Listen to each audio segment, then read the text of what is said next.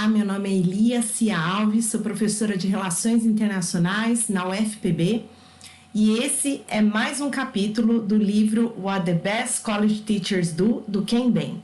Estamos no capítulo 3, que vai falar como os melhores professores se preparam para ensinar. E esse é um capítulo muito interessante, ele não vai falar propriamente de metodologias de ensino e de aula, mas ele vai trazer uma discussão um pouco anterior a isso, sobre o professor pensar a sua disciplina em si e até o seu ensino. Então, ele começa falando sobre planejamento, né? Então, se você quer ter um ensino eficaz, você precisa pensar sobre isso. E como começar a planejar? O autor fala, comece pelo fim. Os melhores professores, eles começam pelo fim, entendendo o que eles querem que os alunos deles sejam capazes de fazer ou de alcançar intelectualmente, fisicamente, emocionalmente. Então, essa é a primeira dica que o autor dá quando ele faz essa entrevista com os melhores professores. Eles pensam onde eles querem chegar, onde eles querem que os alunos deles cheguem. E essa é uma pergunta fundamental quando a gente está falando de ensino e relações internacionais. Porque quando eu falo, o que eu quero que o engenheiro saiba, isso é relativamente mais simples. Um economista, um advogado, carreiras mais consolidadas. Mas uma pergunta que o professor de relações internacionais precisa se perguntar, como que um internacionalista, um analista de relações internacionais pensa? Então, quais são os grandes modelos mentais que a gente vai incutir no nosso aluno? O que eu quero? Quais são as competências importantes para ele desenvolver? E a minha disciplina vai possibilitar isso. Então, essa é uma pergunta-chave, né? O que eu quero que o meu aluno alcance ao final da minha disciplina? E aí, a segunda pergunta clássica é o como fazer isso. Então, nesse capítulo, ele vai falar um pouco mais sobre como esses melhores professores incentivam o desenvolvimento de hábitos e habilidades.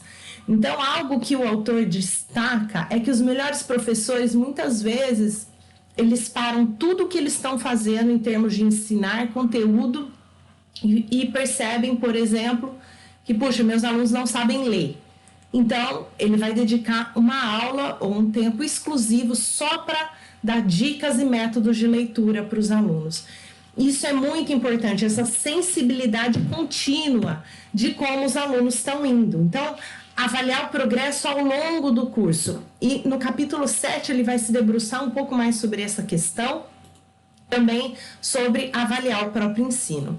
Nesse capítulo, a gente não vai falar muito dessas duas dimensões, mas é importante ter em mente que elas estão muito relacionadas com a questão do que eu vou incentivar nos meus alunos. Então, é preciso ter esse feedback contínuo para entender se, talvez no meio do curso, o professor precisa dar um passo atrás, trabalhar alguma técnica, alguma habilidade, um pouco mais de leitura ou de trabalho em grupo, para depois começar a aprofundar de novo na questão dos conceitos. Então, o que a gente está falando nesse capítulo, o que o autor fala nesse capítulo, é sobre pensar objetivos, metodologias e técnicas de uma maneira um pouco mais abrangente, tá? Então, tudo começa com o objetivo da aprendizagem, onde eu quero chegar, como nós falamos lá. E, geralmente, quando a gente está falando de uma disciplina, tem a ver com uma explicação teórica, ou conceitual, ou metodológica, enfim. É o conteúdo que o professor quer chegar. Esse seria, talvez, o objetivo principal da aprendizagem. Mas, para alcançar esse objetivo, o professor vai ter que desenvolver outras competências nos alunos. E é sobre isso que o capítulo vai se debruçar. Na verdade, ele fala que os melhores professores, eles se atentam a isso. E não somente essa questão da transmissão do conteúdo. Como falamos no último capítulo, a questão da construção dos modelos mentais. E aí, é fundamental discorrer isso. Ele não fala só para a área de sociais ou humanas, mas também para a área de biológicas, né? Como é importante o desenvolvimento da leitura e da escrita. Então, essas são habilidades fundamentais que os professores procuram intencionalmente desenvolver em seus alunos ao longo do seu curso. Leitura e escrita. E muitas vezes, a maioria dos professores simplesmente vai passar o texto e pronto. Mas os melhores professores, eles vão talvez pegar um pouco na mão e ensinar a ler o texto. Eu tive uma professora na graduação espetacular e ela sempre falava isso, Mary Ann Junqueira, da USP. Ela falava: vocês estão na minha disciplina para aprenderem a ler. Então, isso parecia talvez um pouco, né, um desaforo, somos alunos aqui, já passamos no vestibular, né? Mas aquela disciplina foi fundamental para eu aprender a ler um texto, entender qual é o objetivo do autor no texto, quem está escrevendo, para quem está escrevendo. E o ensino superior, ele tem esse propósito. Então, muitos professores, eles param para fazer isso, mais do que, às vezes, tentar trazer explicações teóricas, conceituais e metodológicas, né? E estimulam a explicação, muitas vezes, com aprendizado em pares. Então, mostrar que o aluno, ele precisa saber o que é bom, muitas vezes avaliando os colegas, os pares. E aí ele vai, a partir dessa referência, né, do que é uma boa leitura, ele vai conseguir avaliar os pares. Na hora que o aluno ele chega nesse padrão para saber dizer o que é bom, o que é ruim, provavelmente o ensino dele também já foi aprimorado, né? E aí, então, ele vai falar dessas outras habilidades que o professor pode ensinar ao mesmo tempo. Uma habilidade sobre buscar, selecionar, escolher fontes de informações. Então, a partir dessa estratégia, o professor vai ter uma série de metodologias e técnicas, né, que ele pode aplicar para tentar desenvolver essa estratégia nos alunos. O professor pode trazer um exemplo pessoal, e isso também pode trazer empatia para os alunos e possibilitar eles alcançarem o objetivo final, que é a explicação teórica. Estímulos sensoriais. Aqui parece bobo, né? Mas tem um outro professor que já faleceu, o professor da USP, Nicolau Shevchenko. Ele levava, né? Ele vai falar de Primeira Guerra Mundial, ele levava um arame farpado na sala de aula. Aquilo era muito impactante. Talvez os alunos não lembram nada da aula, mas eles lembram que o arame farpado marcou a Primeira Guerra Mundial, né? Eu, uma vez, para falar sobre o índice Big Mac, eu levei um Big Mac. Eu já ia também dar um retorno sobre as avaliações, e eu levei um Big Mac para os melhores alunos, para as notas 10, né? E ficou aquele cheiro na sala. Então eu fico pensando, talvez os alunos não lembrem muito de taxa de câmbio de longo prazo, mas eles lembram do índice Big Mac, que é um índice que vai medir taxas de câmbio entre os países, taxas de câmbio de longo prazo. É um conceito que temos em economia. Então, estímulos sensoriais pode ser, às vezes, passar um papelzinho para trás, pegar alguma coisa, levantar da cadeira, né? Vamos falar sobre isso em outros livros. Mas tudo isso pode estimular e levar ao objetivo final, que é a aprendizagem. E também tentar identificar quais dificuldades os alunos vão ter ao longo dessa aprendizagem. Mapear isso e tentar, lógico, sanar essas questões. Fontes externas também são importantes para os alunos. Eles gostam, é importante ter o professor, mas às vezes também uma indicação de fonte externa no contexto da pandemia. Isso ficou até mais fácil, né? A gente achar uma aula com outro professor, um outro especialista, uma discussão, né, relacionada ao objetivo da aprendizagem também.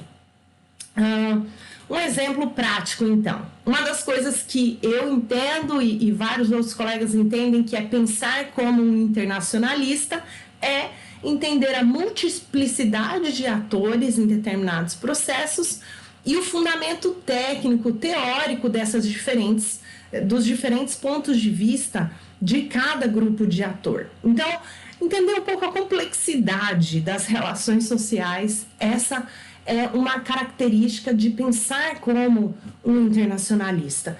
E como que o professor pode fazer, então, para chegar nesse objetivo? Bom, logicamente, explicando teoria, os conceitos, né, trazendo propostas de metodologia de análise de múltiplos atores, análise de multinível, tudo isso é importante, essas reflexões teóricas, conceituais. Mas também o professor pode fazer uso da estimulação e explicação do aprendizado por pares, né? Então, trazer o texto e discutir, promover os pares para discutirem aquele texto em diferentes pontos de vista. Uma estratégia clássica é o debate. O debate, os alunos, eles vão se colocar no papel do ator, ou pelo menos entender os argumentos daquele ator teóricos, e eles precisam se posicionar, eles precisam defender aquela visão teórica. Isso vai estimular a escrita, isso estimula a leitura, a organização do pensamento, a organização da fala, né?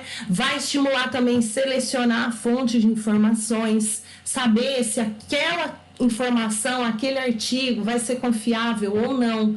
Então, tudo isso o professor ele vai estimular, por exemplo, através de um debate, né? Trazer um palestrante, por exemplo, de um setor diferente, né? No caso aqui do setor agroexportador, e ele vai falar sobre a visão que esse setor tem sobre determinado assunto, né? Se estamos falando, por exemplo, na minha área, a gente trabalha com as teorias liberais e as teorias protecionistas do comércio internacional. Então, eu posso trazer alguém do setor agroexportador, que é favorável a uma liberalização comercial, posso trazer alguém do setor industrial, que pode ser mais favorável à proteção comercial. Enfim, tudo isso vai construir esse objetivo final que eu quero que meu aluno entenda a multiplicidade de atores e o fundamento técnico por trás desses posicionamentos. E, finalmente, a questão da comunicação. O autor ele vai passar por vários pontos importantes que os melhores professores refletem, mas essa questão da comunicação eu acho fundamental. Muitos professores falam, o que importa é o conteúdo, a forma não importa. Isso cada vez mais tem se tornado uma falácia, né? Para essas gerações mais novas que temos encontrado aí, a forma importa muito. Os alunos estão preocupados com a estética, com a forma como o professor pausa sua fala, como ele chama atenção. Então, aquele som monótono, não adianta você ser o especialista, né, o super pesquisador daquele tema, você precisa se comunicar melhor. Então, você pode estimular através de sons, através de ritmos na sua fala, né? Tentar, às vezes, trazer uma coisa diferente para chamar a atenção dos alunos, cores, pausas, linguagem corporal, expectativas. Então, tudo isso são coisas que você vai poder para despertar a curiosidade do aluno, trazer humor, ironia, provocações e às vezes distribuir um papel que seja, amassar um papel, jogar um papel numa cesta para tentar provocar algo, enfim, fazer coisas inesperadas do que simplesmente ficar falando no mesmo tom por 4 horas seguidas. Isso é algo que impede o seu conhecimento, tudo que você tem para passar para os seus alunos, que isso chegue, né, e alcance o objetivo da aprendizagem. Então, os professores precisam começar a se atentar com essa questão da comunicação. Então, como repetir as mesmas informações de diferentes maneiras? Dizem que o aprendizado, para ele ocorrer, a gente precisa escutar, pelo menos, ou sentir o ensinamento de 3 formas diferentes. Então, ao longo da sua aula, quais são as 3 maneiras que você pode, às vezes, falando, escrevendo, fazendo alguém expor algo, enfim, esse é um desafio para você pensar sobre o seu ensino. Finalmente, ele vai voltar ao ponto, né, que os melhores professores são os que conseguem atrelar todas as atividades da universidade, o ensino, a pesquisa, e eu coloco aqui a extensão em rumo à aprendizagem. No próximo, vamos falar sobre o que eles esperam de seus alunos.